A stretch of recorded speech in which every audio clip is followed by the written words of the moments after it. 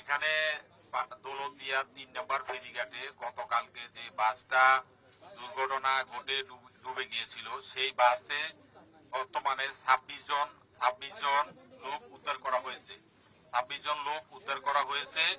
এখনো পর্যন্ত আর নতুন করে মিসিং এর কোনো স্বজন আমাদেরকে এখনো জানা নাই, স্থানীয় ব্যক্তিবর্গও জানা নাই, সাংবাদিক বন্ধুরাও জানা নাই।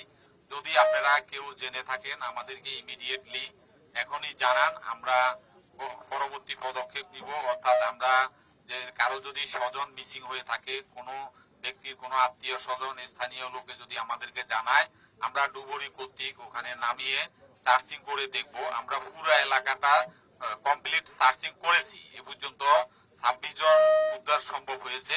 সকল উদ্ধারকৃত ব্যক্তিকে আমরা স্থানীয় প্রশাসনের কাছে হস্তান্তর করেছি। আর যদি কোনো ব্যক্তি যদি উদ্ধার মিসিং থেকে থাকে, তাইলে অতি সত্বর মিডিয়া ব্যক্তিত্বগণ এবং স্থানীয় জনগণ আমাদেরকে যদি জানান, তাইলে আমরা সর্বাত্মক উদ্ধারের জন্য সর্বাত্মক চেষ্টা করব এবং করছি। ধন্যবাদ আপনাদেরকে।